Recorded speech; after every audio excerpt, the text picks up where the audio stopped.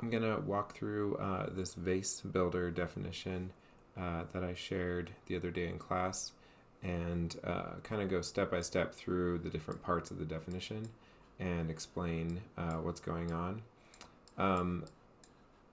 As I showed in class, this is made up of 3 different polygons lofted to create a surface which is in the shape of a vase or a vessel, and output over here. So I'm going to bake this out just to show what the current result is. So if I kind of zoom in, you can see I have a vessel that was baked out with thickness throughout the bottom and the sides, and yeah, so something like this could be 3D printed, it could be rendered, you could do a lot of things with it. So what we're going to do is I'll walk through this definition quickly, and then I'll go about kind of rebuilding it so you can follow the logic. So at a high level, we have our top polygon. Let me actually hide everything. So at a high level, we have our top polygon right here created, and our middle polygon, and our bottom. And so when they're first created, they're actually on the base, the XY plane right here, and the bottom one is fine right there, but the middle and the top need to be brought up vertically, and so that's accomplished by using the move component. So if I toggle on the move component, which is on, it's downstream from each polygon, you see that they're moved up by a certain amount. And so once you have these curves, you can do a loft between them. And so I'm going to hide them for a second and just turn on this one right here. So this block is basically a group or a list of these 3 curves together. So if I hover over the input, I can see there's 3 curves going in, there's 3 curves going out. And so this is a good way to sort of group outputs into one component and feed it into another one. So here's my loft. So if I turn this on, I get a loft between those 3 curves. And so if I were to bake out that component, the output of that is kind of a shell shape. So that's the basic idea with this definition, and everything else in here sort of builds on that and makes it a little bit easier to build a shape with thickness. And there's a lot of ways to do this, so this is just one kind of simple way to explain how to use different components together to create a sort of shell. So what we're going to do here is I'm going to go ahead and make a new file, and I might toggle back and forth to this one just to check that things are similar, but you should have this definition, and you can go in and take it apart and work with it if you like, and do something different. So I'll go ahead and start over simply with a new file. So in this file, first thing we need is our polygon object, and this could be a circle, it could be, you know, another type of closed curve in this case because we're making a vessel. But I'll just start with polygon, and I'm going to make a slider, and I'll hook that up to the radius, and by default it's 0 to 1, but I want to increase that. Let's say we're in millimeters right now, let's just say it goes up to 40 millimeters. So I can adjust that and see the output there. And the number of segments. So I can use a shortcut here when I create my slider. If I type 3 is less than 10, it'll create an integer slider that goes from 3 to 10. And so I can hook that up to the number of segments and create different shapes that way. So I'll go ahead and put this on, say, 5. And then I'm going to go ahead and duplicate this 2 times so I can create my other curves that make up the shell.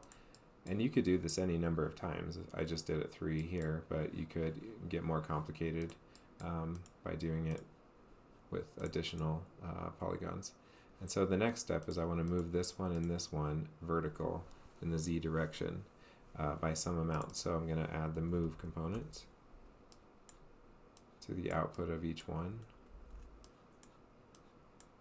And by default they have a vector of 0, 0, 10.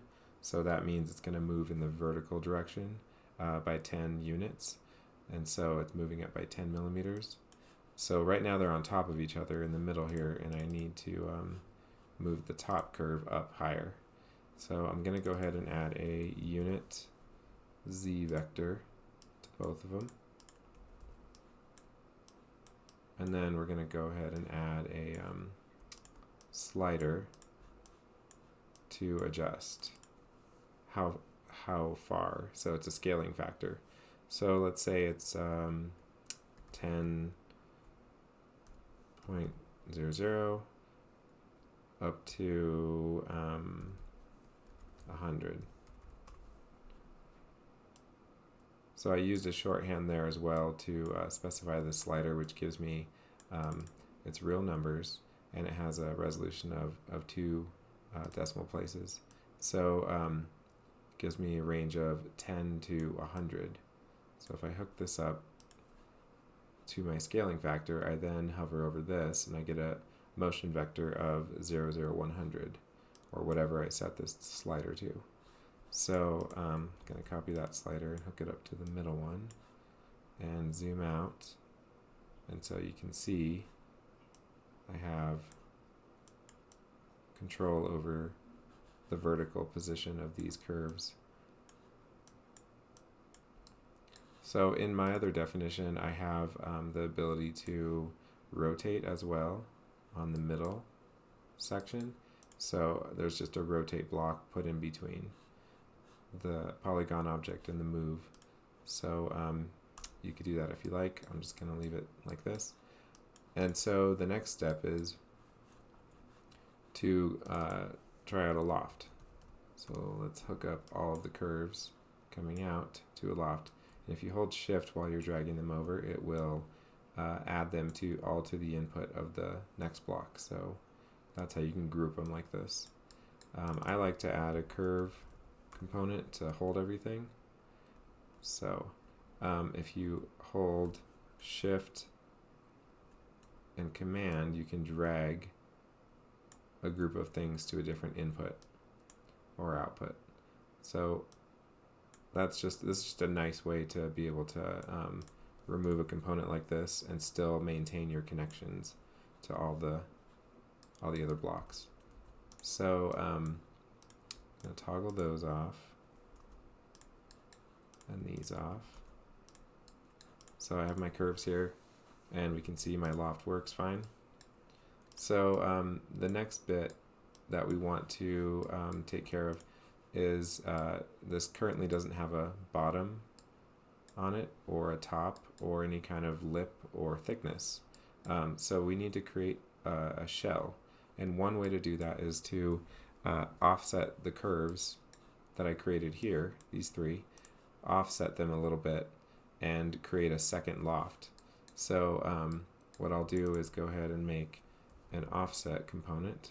So there's 2 of them. There's an offset curve and an offset curve here. This will create offsets on both sides of a curve, and this will create offsets on one side. So I'm just going to use the one-sided version. And if I hook up my base polygon to this, you can see what happens. It by default has a distance of 1, and that's okay, but maybe I want to change it. So I'll go ahead and put in 1.00 dot dot 10.00. So that makes a slider from 1 to 10 with a resolution of 2 decimal places.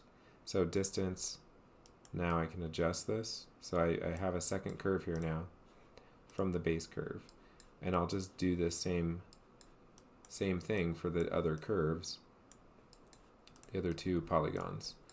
So if I copy and paste those two and hook up the, I'll actually want the moved version for each one, so the output of the move blocks, and you can see I have them showing up here, here, and here now.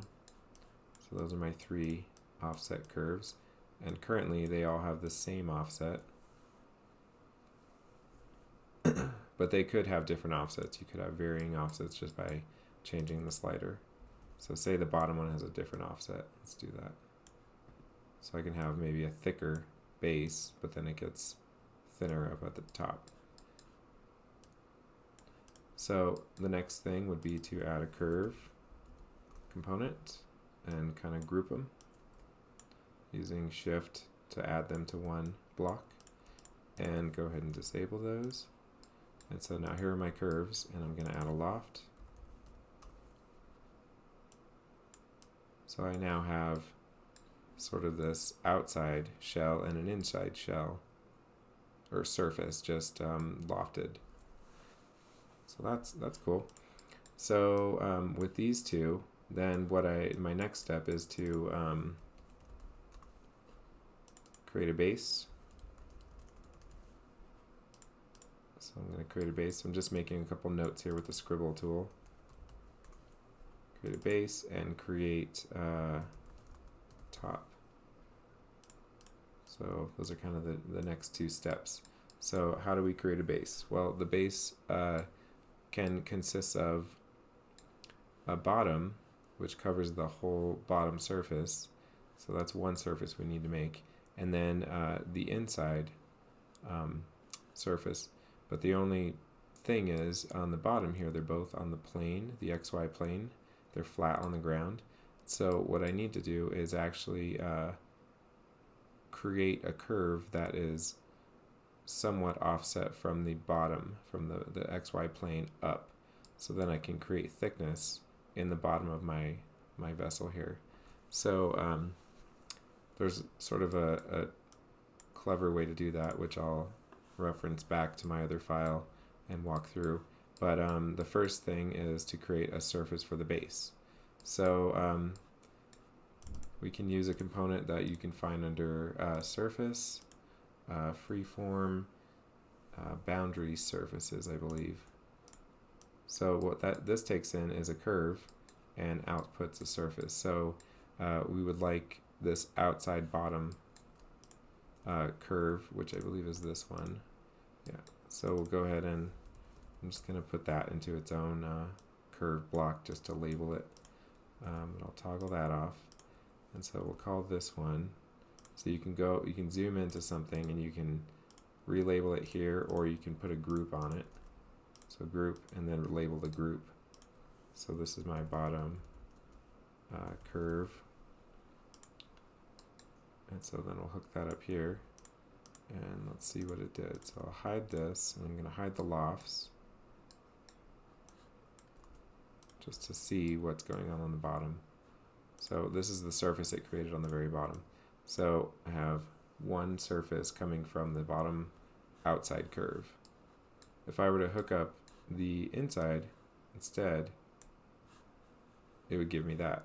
So we know we need to do that as well. So I'm going to go ahead and actually copy that up there, put this one down here.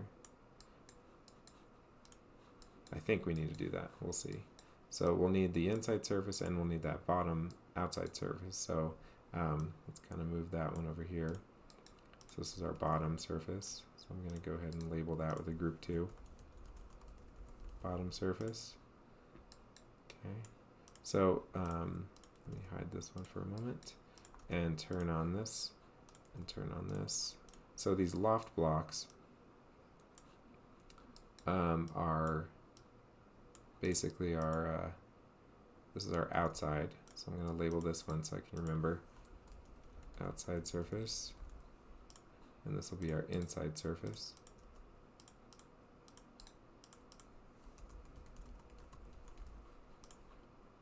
So to create a group on these, I'm basically just picking the thing and pressing Option space, and I get this radial menu, and I can pick group right here to add a group to whatever, whichever blocks I have selected. So if I had more, I can make a bigger group on them easily, and then you can drag the group around. So it's a good way to organize your file. Okay, so let's go ahead and save this too, so I can keep track of it. So I'll call that one Vase Builder Video. Okay, so the next piece I need to create, well, so let's focus on the bottom still. So on the bottom, what I need to do is, on the bottom what I need to do, well, actually I did the bottom surface, so I have that. So what I need to do is now look at the inside loft. So I'm going to hide the outside loft and the outside bottom. I need to look at this and figure out how I can create a curve that is some distance up from this bottom edge right here. So that being the inside, this one, inside curve. So I'm actually going to make another curve block just to bring that value over to the right, so I don't have to go to the left. So it's a way to kind of bring things out where you need them. Okay, so this is my bottom curve, and this is my inside surface. So from this bottom curve, I need to, or from the surface, I need to figure out a curve that's up higher. So because the polygon could change, so the surface would change at some point by changing a slider. So we're going to go ahead and try out a new component here. So there's a component called contour, and what this will do is create contours around the surface I give it. So I'm going to take the loft, which is an open brep, which stands for boundary representation, and I'm going to feed that into my contour block here, and then I need to specify a certain distance. So we can see shape, point, direction, and distance. So as I can leave the point and direction as they are because it's pointing in the z direction. I just need to give it a distance though. So let's just create a slider like so and plug that in and see what happens. Okay, so what's happening is it is creating a bunch of little lines. So these are called contours. And let me go ahead and make this bigger. So if I make that bigger, you can see what's happening. So it's creating curves that are sort of slices through this surface all the way to the top, from the bottom to the top.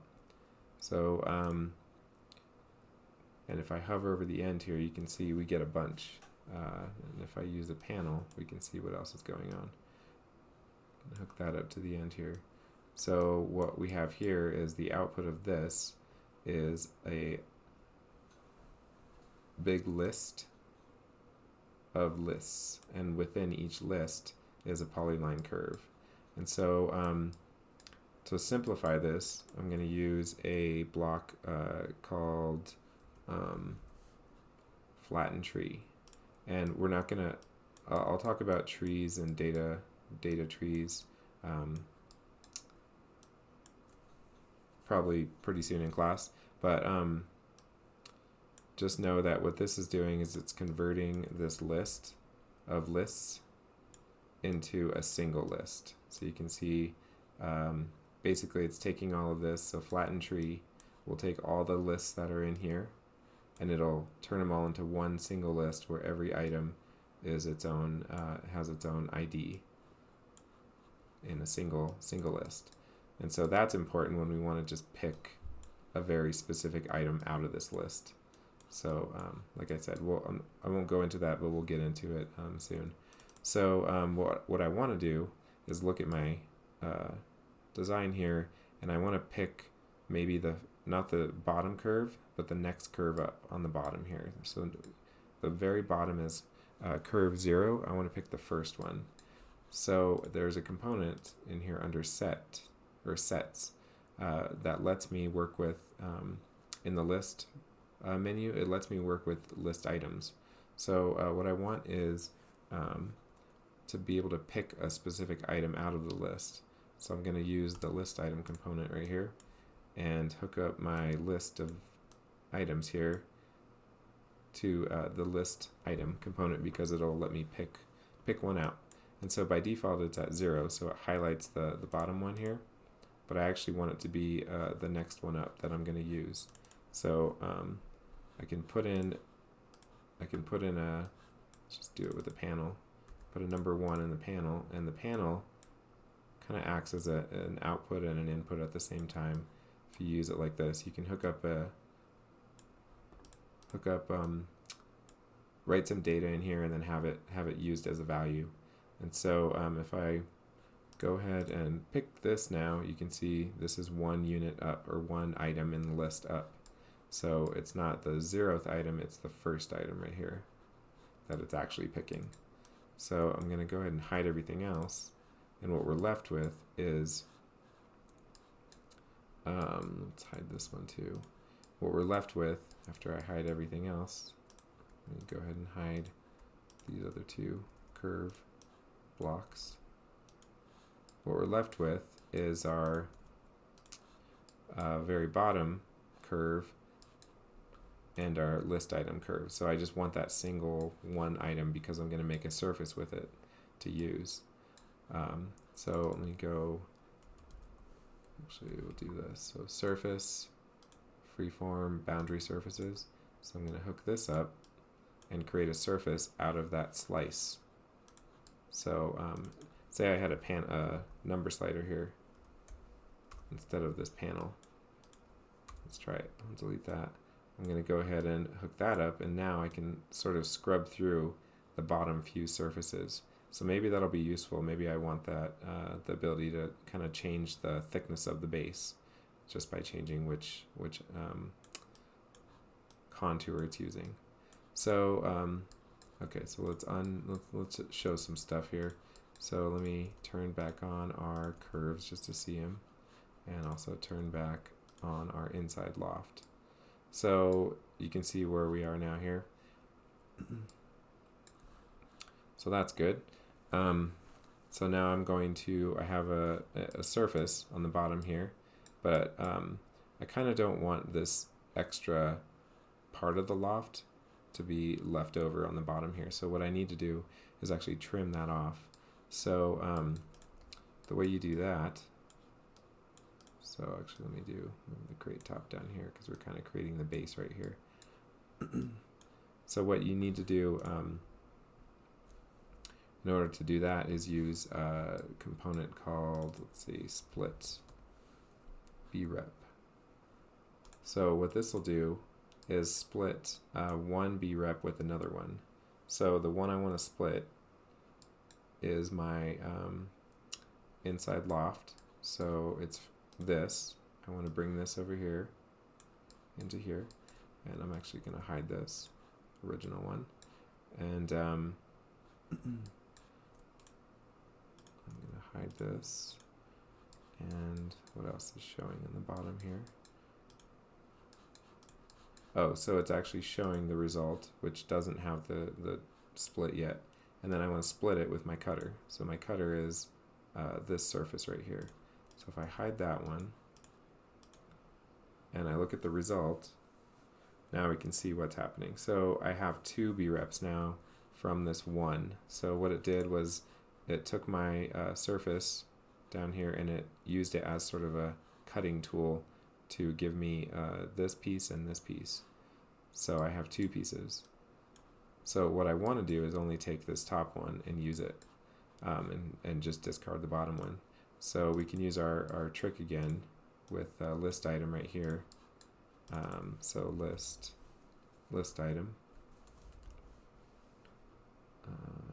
list item, and the output of this can go in because it's just a list of 2 B reps, and I want to go ahead and pick the second one, which is really the first one,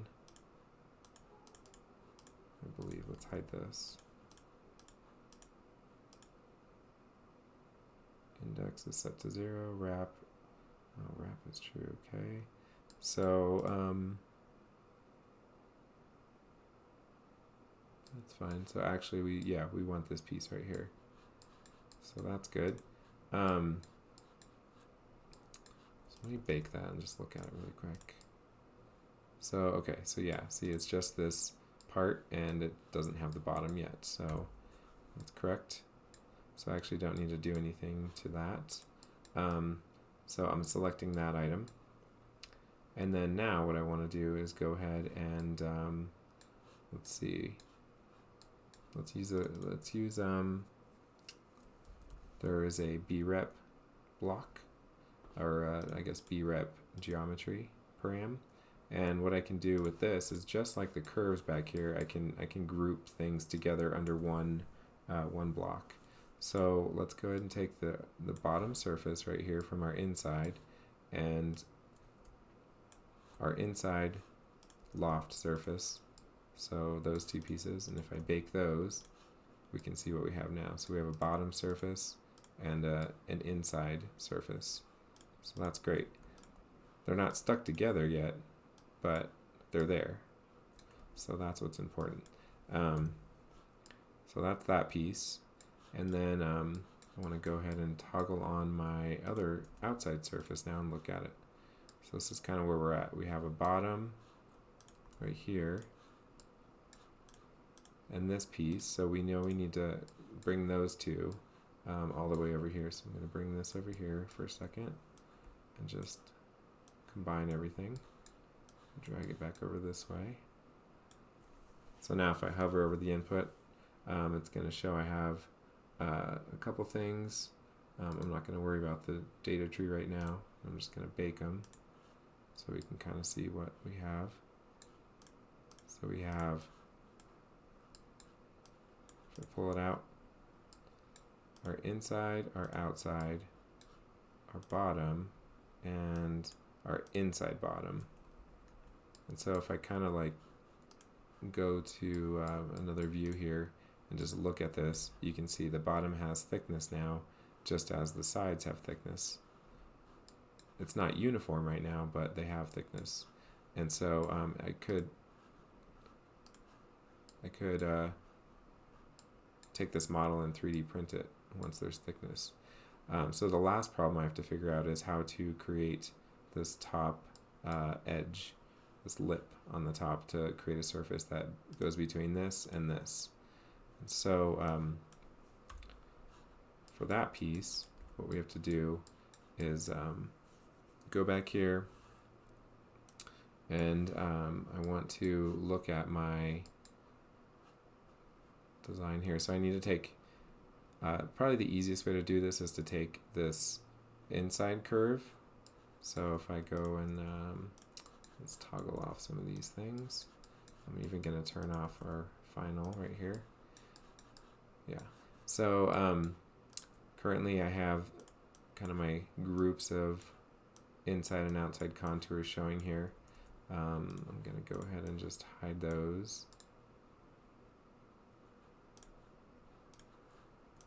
Hide that one. And think about what I need to do. So the top, so I need the top inside. Actually, let me undo that real quick.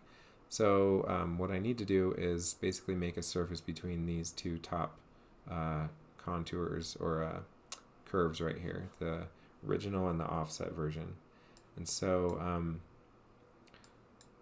what that means is I need to combine them. So there is a special block called merge, and a merge block will basically take in a bunch of data streams So we'll go into data trees later, but just know that this is how you can combine multiple data trees or data streams. So what I'm going to do is take the top inside and the top outside, which I believe is down here. So my offset one and my offset, my original and my offset. So I have this. So coming in, I have my two curves, and coming out, I have basically two trees, or one data tree, but two branches.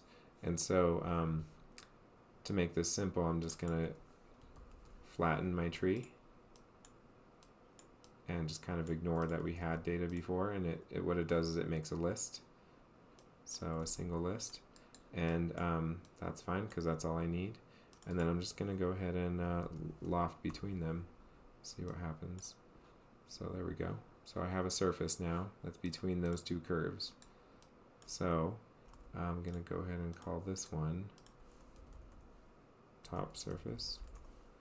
And what was this one? This one was my inside bottom surface. So I actually don't need that because I created a new bottom. So, and I don't believe I need that one either.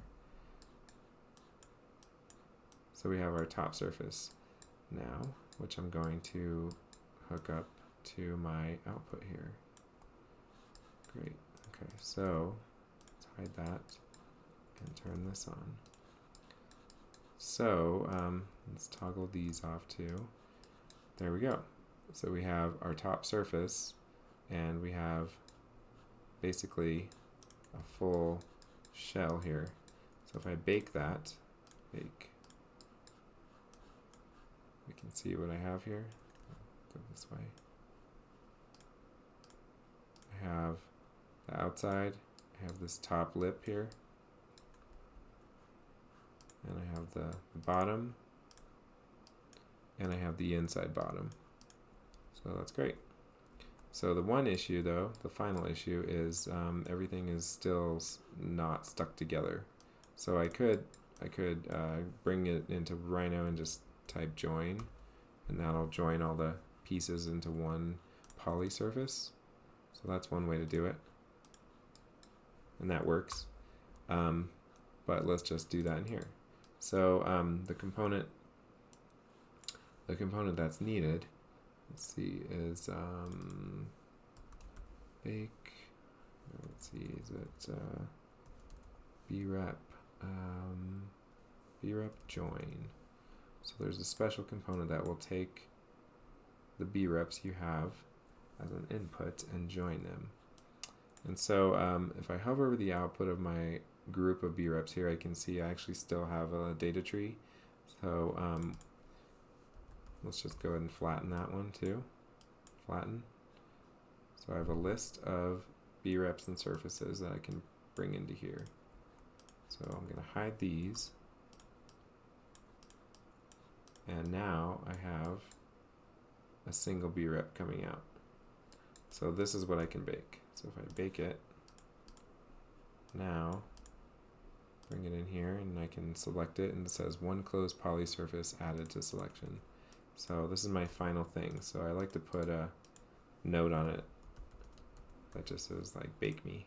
So bake that out to get the output. So that's the whole definition right there. Guess we created the top. It's right here, and this is how we created the base.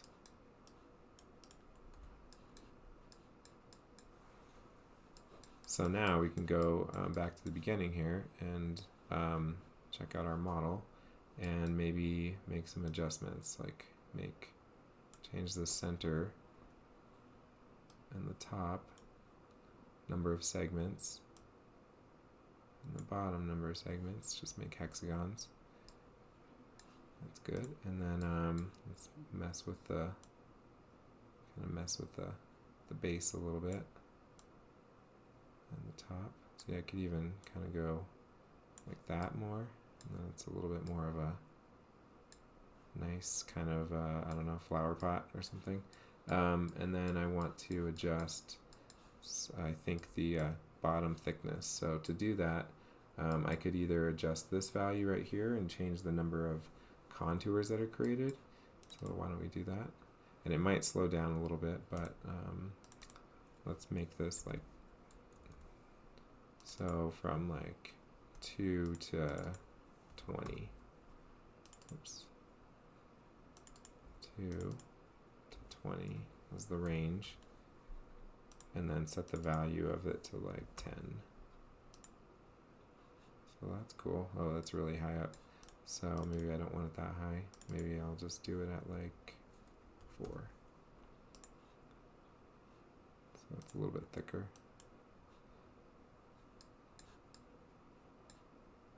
So maybe it's like a candle holder or something. Take that. That's cool. So you can see then from the same definition, I have multiple outputs from this. So I'll turn off the ISO curves. ZS. And go ahead and render them. Let's check them out. That's good. I'm going to hide this for a second. And just take a screenshot. Screen capture to file will create a